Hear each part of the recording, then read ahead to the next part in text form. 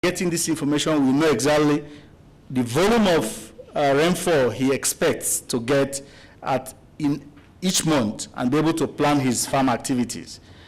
This is about productivity. It also tells you about productivity and erosion issues.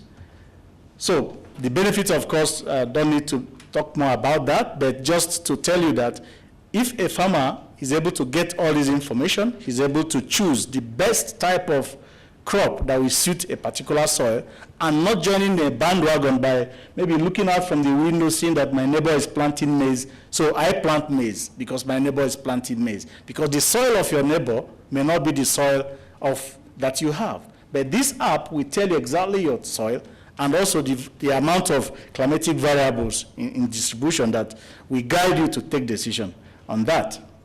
So I won't talk about the information it gives to practitioners, but because it is just basically for farm decision making and also for policy making. And also it can guide you match-make soils that exist in one place. Like for instance, if you look at the two samples of soil that I've shown here, one is from New Mexico in the US, which is also matching the same type of soil that we got in Namibia.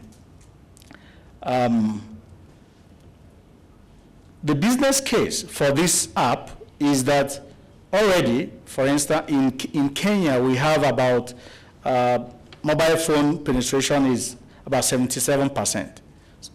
And internet penetration is about 63%, which is very good. So every extension agent should be able to use this app to support farmers in rural areas on how to take farm decisions using mobile app technology.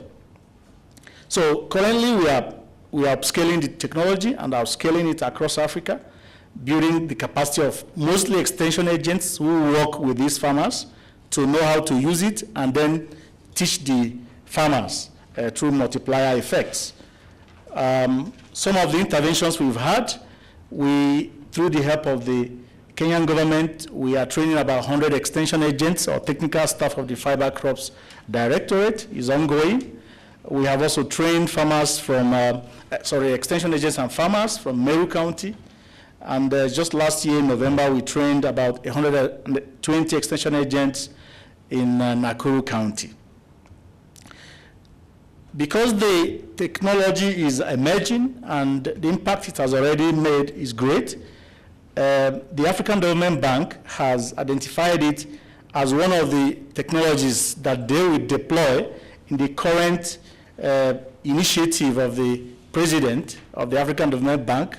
You recall last year when he was giving the World Food Prize in Washington, he announced an initiative called Technologies for African Agricultural Transformation that will be deployed in 22 countries across 17 value chains. So this is one of the technologies that the AFDB has identified currently to be used to empower and build the capacity of extension agents and farmers on how to use it. So in 2016, we won the Climate Information Prize for Kenya using the technology. And you can download the app. It is free, but the technology, the techniques on how to use it is what we try to build capacity of people on how to use it. These are some of our men in the field doing some work. These are our partners and supporters so far. And on this note, I will say, Asante Sana, thank you very much. Thank you, Dr. Ozo, for that presentation. I just wanted to ask about future developments of this particular app. Now that you've had adequate information regarding land, I don't know whether you are thinking of expanding it to capture crop diseases, for example, or maybe future developments could also be in the line of animal health across the continent. I also want to ask a question in regard to the app, because you said the app would help farmers and extension officers to increase production. Now, what about the use of the app probably by those who do unorthodox production methods? For example, in Nairobi, some places you will find them doing irrigation using sewage water. What can be done to that? Thank you. This app is not like jack of all trades, master of all. We have started somewhere first. And the aspect of crop diseases and animal health is something that, of course, you can infer, and that's why we are targeting extension agents who already have background knowledge about agriculture. Because we know that there's a correlation between rainfall and high temperature and diseases and so on and so forth.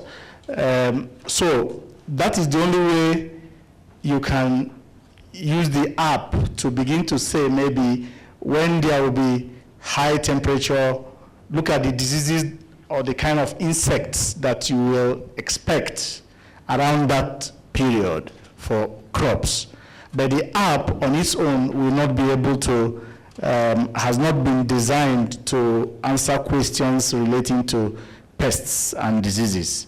But then it can be inferred from the climatic variables that it gives you instantly, the breeding environment that will be suitable for specific insects or diseases for our crops.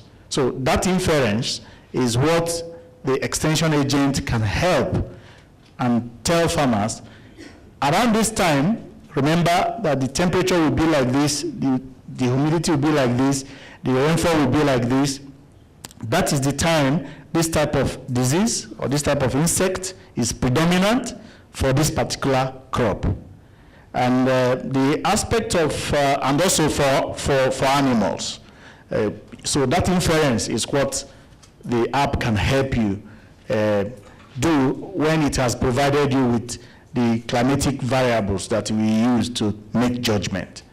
Regarding the sewage water, I can't really track the relation, how the app cannot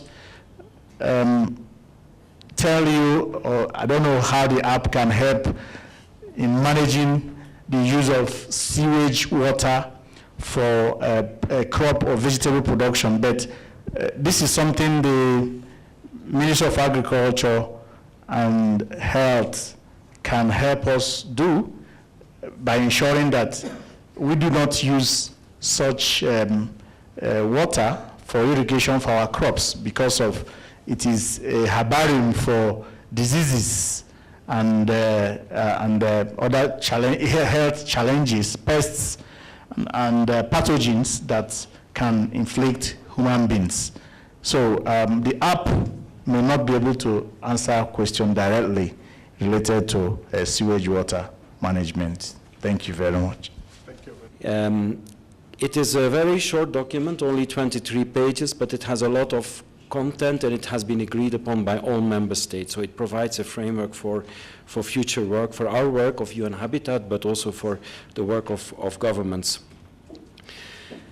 Very importantly, it's seen as an implementation instrument for the Sustainable Development Goals. As you know, Sustainable Development Goals are 17, and there's one specific goal that focuses on sustainable cities and communities. So this agenda, the New Urban Agenda, is an implementation instrument. So I'm going to talk to you about why is it so important that we focus on this and how can we implement this agenda. And the reason is that urban development over the past decades has been not going in the direction of sustainable development. Urban development has caused a lot of segregation between different communities, has also caused a lot of environmental damage, has contributed to climate change, and also has not delivered the economic benefits that can be expected from sustainable urbanization.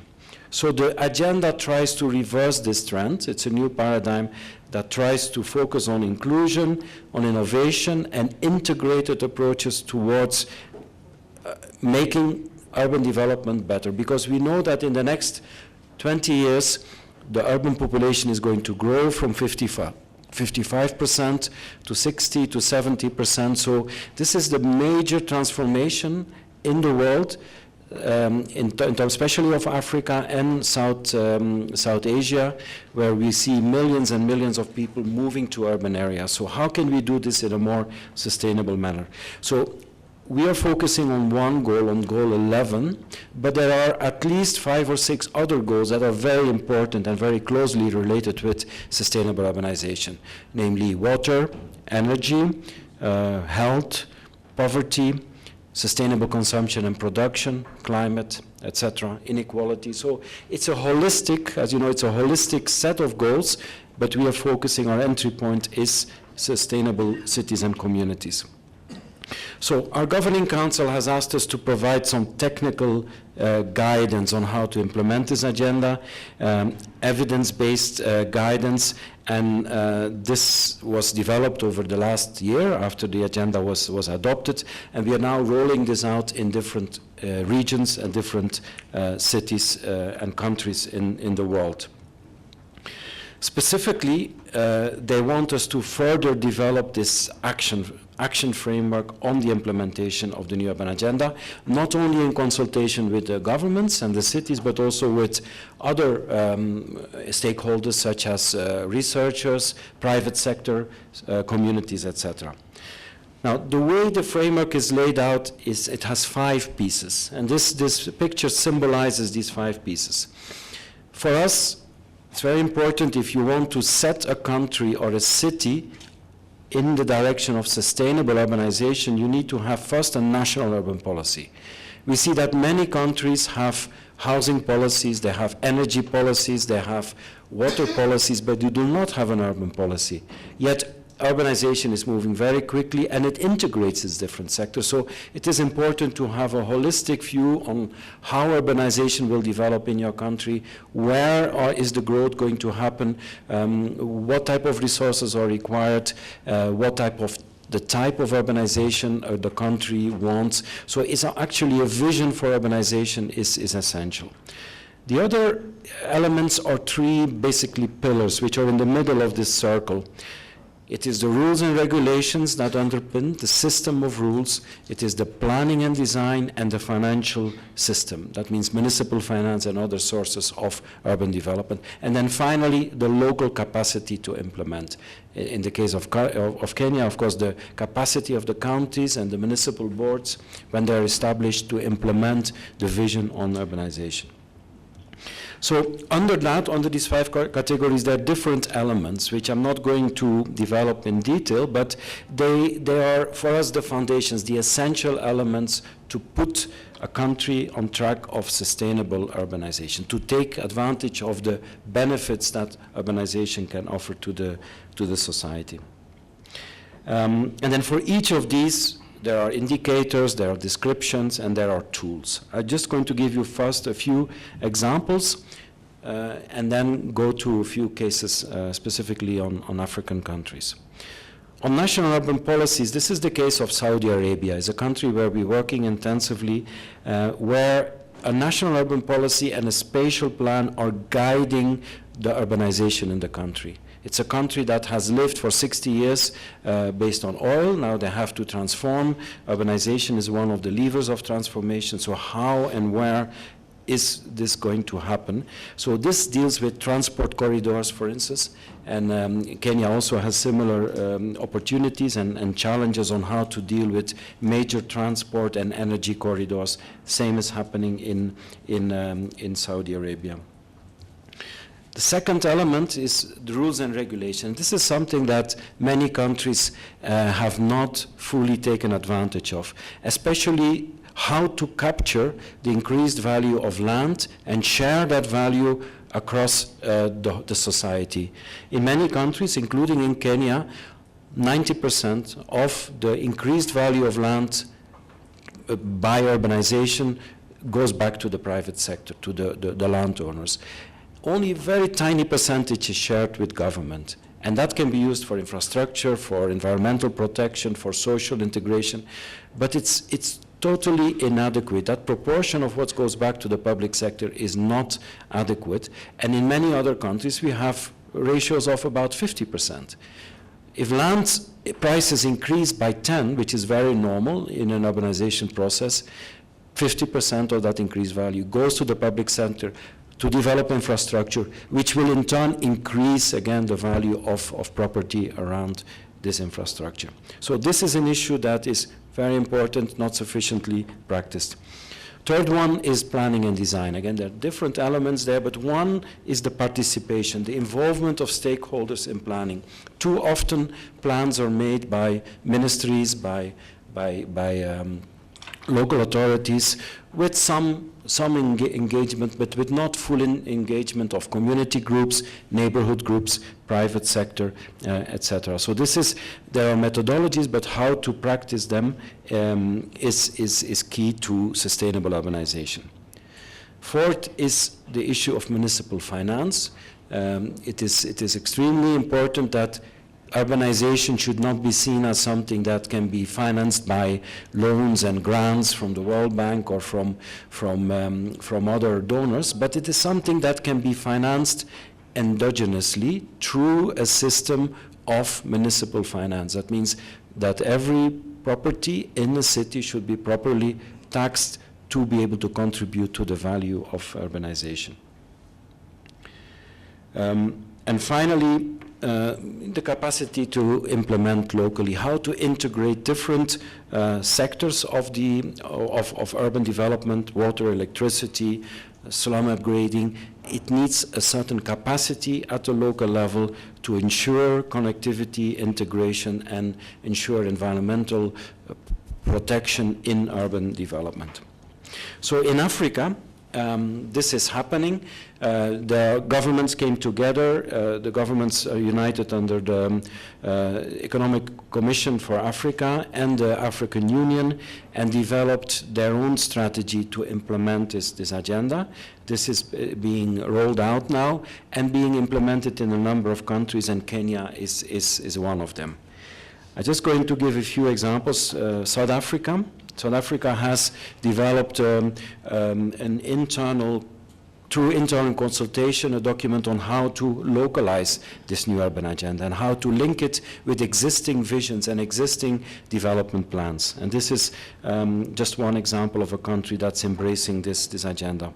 Kenya is also doing the same in a different manner.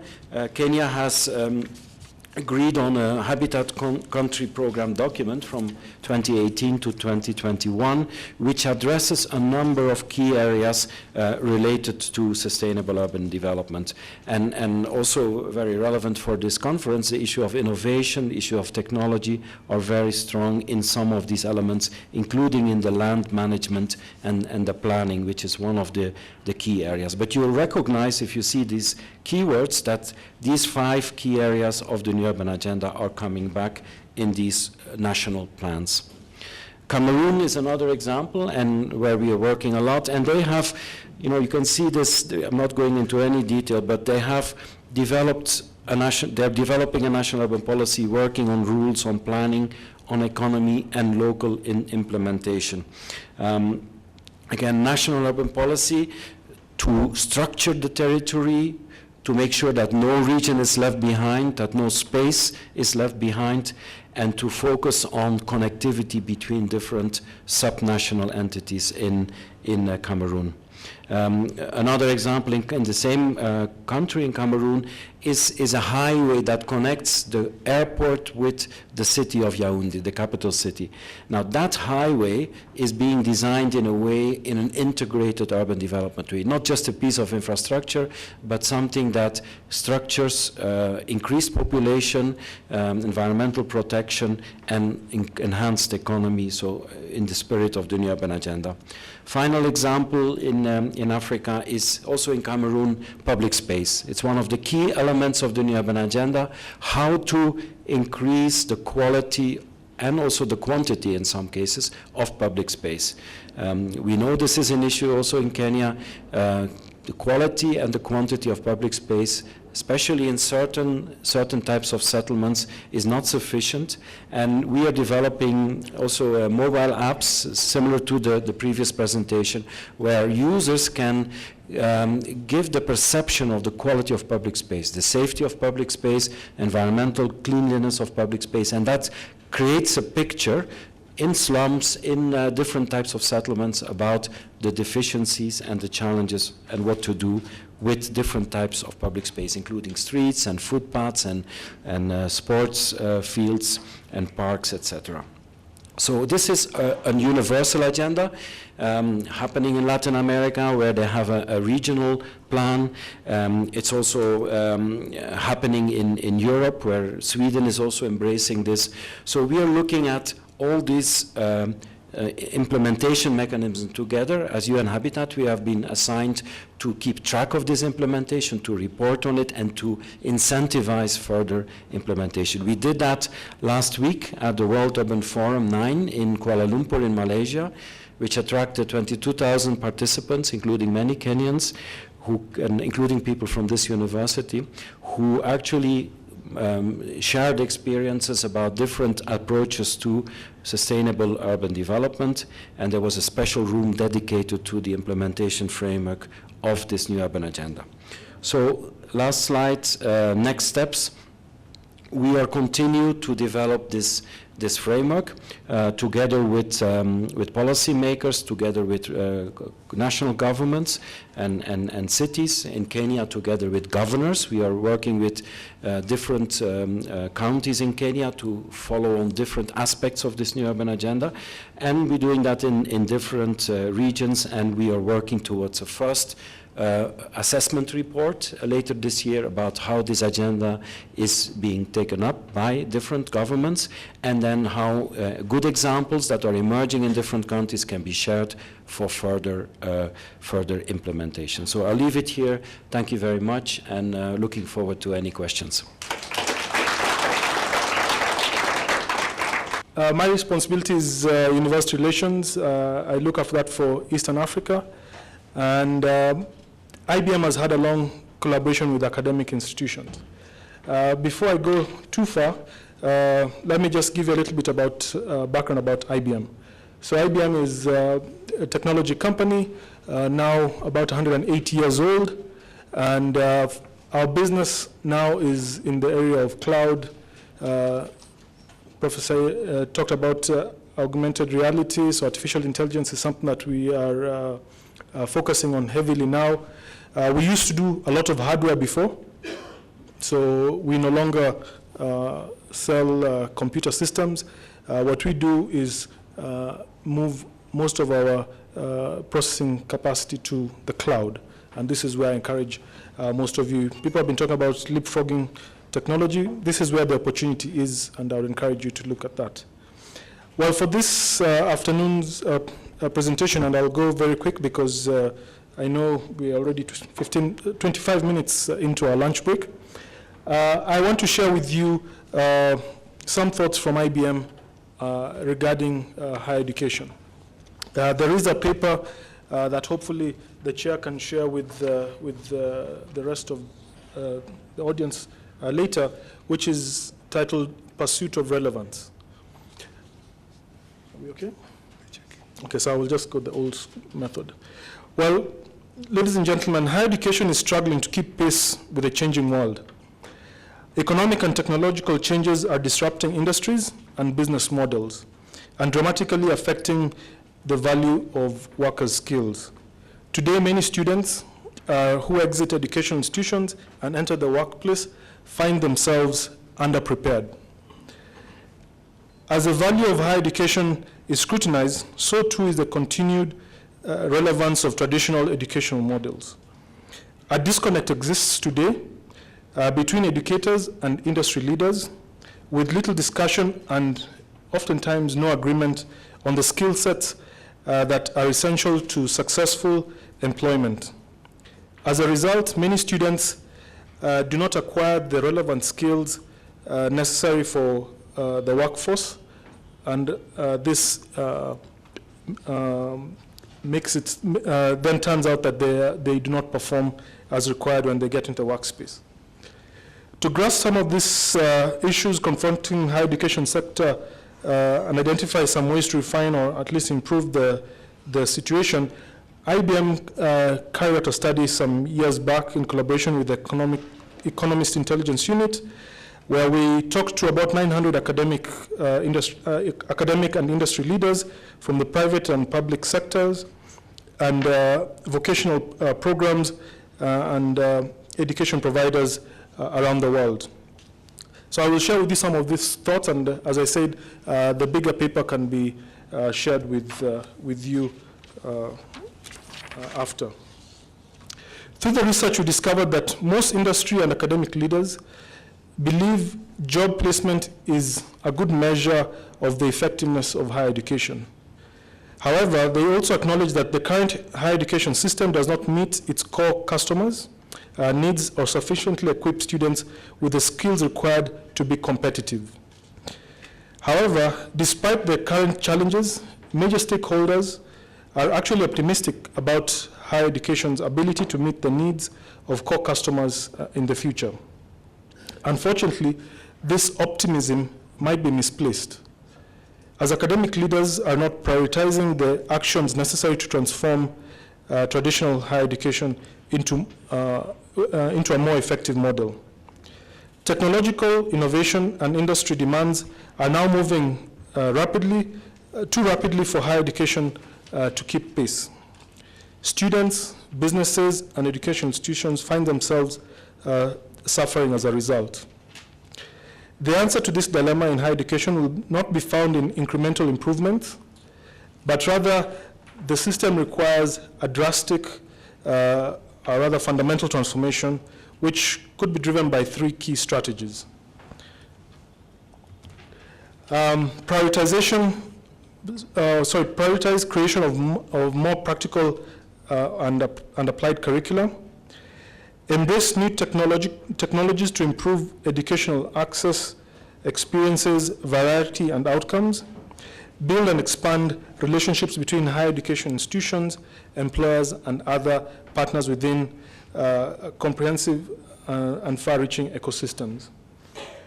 At this point, I then want to get in with some ideas that we as IBM are trying to work together with academic institutions to try and bridge some of the challenges that have been pointed out. Being a technology company, we see that the technology that we've been talking about through this morning can be a solution to promote access, to deepen experience to the education time that the students have while on campus, to expand the variety of the programs and whatever learning they undergo, and possibly improve the outcomes, one of which is, like I mentioned before, the opportunity to access meaningful or gainful employment. Maintaining relevance in the education sector could be made possible through partnerships with corporates like ourselves. So education leaders, a challenge to the community here is to reach out and collaborate much more effectively. Developing systems with the stakeholders on a basis of mutual interest. And then also increasing the learning to much more experience-based types of programs where the students, as they go through their education, also acquire this practical skills. So through internships and apprenticeship programs. In IBM, we have now beginning to coin a new term which we call the new collar workers. You're familiar with blue collar jobs, white collar jobs. In IBM, we are now beginning to come up with this term which we're calling the new collar jobs. And the reason why we have this new collar, let's say, worker terminology coming about is because of the way we see the marketplace changing. We're talking about technologies like artificial intelligence, right? So some of the previous jobs that had been done by people are now being moved to computer systems.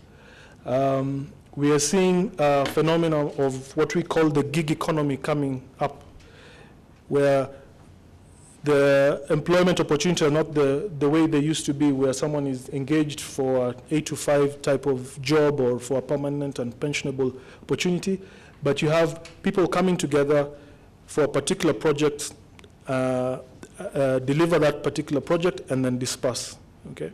And we've also seen recently the government has been trying to position online job or work opportunities for the youth through programs like Ajira.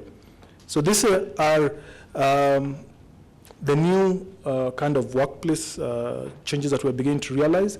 And another thing that we also realize is that employers are now not demanding the degree certificate for you to actually qualify for the job. The employers are now beginning to ask for very specialized skill sets, many of which are acquired over a short, intensive training program, sometimes even diplomas or certificates.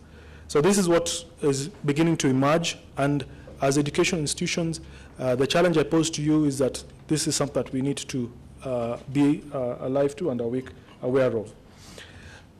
So what I would like to propose, I mean, being from IBM and having you as an audience from the TUK community here, is that we are ready to collaborate and share with you opportunities that we could move forward. Actually, I added this after the comments that Professor mentioned in the morning. As a corporate that works very closely with academia, we continuously look at establishing this kind of linkages, and some of it we do it for our own selfish interests, but also to make sure that we have an ecosystem that is able to give us the skills that are necessary to keep the business going. So we keep these relationships with our academic partners to have the pipeline for talent, for our business, for our ecosystem, our business partners and our clients. But we also have a huge agenda in research. You might be aware that IBM Research, we have presence on the continent, actually the first here in Kenya, the first lab here in Kenya at Catholic University, and a counterpart in South Africa. And as a business, we invest heavily in research. So because of that, we are continuously working with academic partners to continuously develop the research agenda, which is looking at what will technology be in the next decade. The partnership with academia has been there for many years. From the invention of the first computer system, the Mark I, back in the 40s, that was in collaboration with Harvard University, the first computer science curricula, and so on and so forth, and many other milestones that are visible there. What are the opportunities for collaboration with academia? These are very many. Some of the activities we do are faculty-centric. Some of these are focusing on the students, and some of which also work three ways between IBM, the university, and another industry partner or government, for example. And this can be a whole day presentation in itself, but this collaboration exists, and there are very many forms that it could come about. The most important, and if some faculty members are here and would like to see how we could already engage, the most famous is the academic initiative. As an organization that operates globally, we would like to provide a level playing field or access to similar technologies for our partners who are in any part of the world. So what I usually tell students when I meet with them is that you have access to the same tools that your counterparts in China, in the UK, in the US, or any other part of the world have access to. I challenge them, if there's something that you're missing, tell me, and I will make it my mission to actually bring that technology to you. So through the academic initiative, we give you access for academic partners no charge access to our huge software portfolio, processing and computational resources that you may require for any research work that you're doing, course material, and so on. So the gate is open. This collaboration is available. The only link I would ask you to take is this one here for faculty members on thehub.com/IBM. That will open up for you the gateway to a lot of resources that you may need with IBM. And this is critical because as you faculty members are training your students, please give them the tools, access to the tools that they will need when they go out there. For a long time, academia is criticized of teaching things that are not used in the industry. But through this kind of partnership, I hope to make it possible that you can give your students practice, feel of what is actually being used by our commercial clients. So when they finish their educational experience, they have knowledge and have practical training. Other program that we do with universities, we run an extensive grants program. So if you're doing research on any of the technology areas that IBM is focusing on, we welcome proposals for grants, and this could come in many forms. It could be a cash, it could be an in-kind, or a combination of those, right? So again, if you just get onto the internet and put in IBM University Awards, you should be able to receive a number of this. Opportunities for student recruitment and faculty, fellowships, again, those exist in our research centers. We have 12 labs located in different parts of the world. So we invite faculty members to submit proposals and work with some of our researchers in some of these labs based on common interest. For the students, we also invite them to take internships at some of our development centers, again, located in different parts of the world, all of which is supported by IBM. And there are several of these kind of programs, PhD fellowships, and so on and so forth. Again, as I said, presentation on that can go on for a long time. The one I'd like to just point out, what we'd like to work with the university, and Professor, this is just putting it right at your door. We would like a model like this when we are working with our academic partners to set up what we call centers of excellence, where IBM together bring its intellectual property, our expertise through IBM research and so on, working together with faculty and your students to develop a units that would provide solutions that address the needs of the local ecosystem. This is our model for our centers of excellence, and we are open to work on this with various partners. IBM has got a wide breadth of expertise from oil and gas, healthcare, aviation, construction, and so on. So we're really open to partner in a lot of different fields. And the beauty about when you work with IBM in Kenya or in any other region, we can draw on resources from any part of the world. For the students, and this is a discussion we started off with your universities some time back, the skills program is where we'd like to begin enriching the experience of these students. Not in this presentation, but in other conversations with industry, there's always the mismatch that I mentioned earlier. Industry is looking for certain skills. The university is not producing those skills. So where can we have this? And then also you have the students graduating and they're again spending a lot of time looking for the jobs. So through this program, we are trying to bridge that gap by developing capacity in the new technology areas. Cognitive or artificial intelligence that was talked about earlier, data science. If you look at even recently, Safaricom ran an advert for almost a year looking for a data scientist, did not get. So developing capacity in data science on the new technologies of mobile, of cloud computing, digital business, security, and others which I've not put here like blockchain, Internet of Things. So there's a lot of skills that are in demand right now. The business people say that there's no skills available in the market. Recently, the Minister for ICT was calling on a blockchain and AI task force. So you can see that their thinking is to do some work in that area, but nobody's, I can tell you, is teaching on this technology. So this is the opportunity for academia to step up and begin developing the right skill sets. I will end it there, and we have a few minutes for lunch before we call back in. Thank you very much.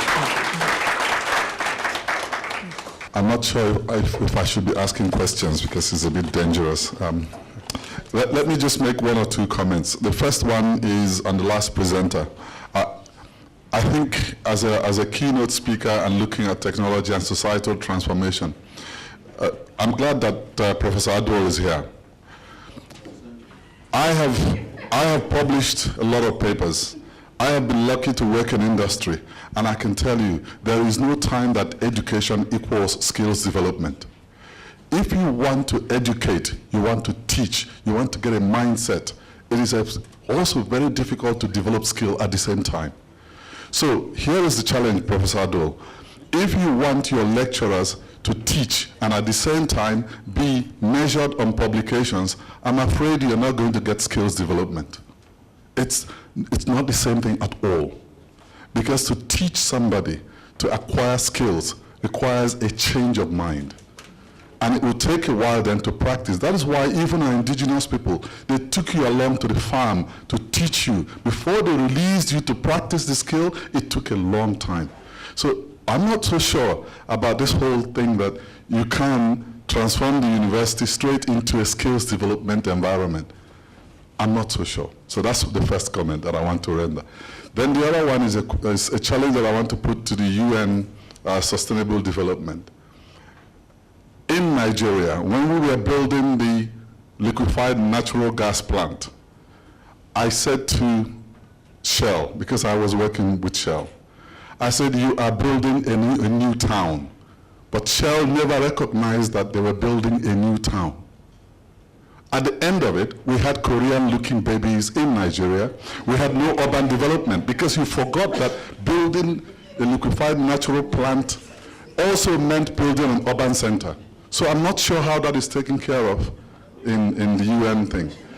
I can give you another example in South Africa. Every township that you have in South Africa developed out of an industrial activity.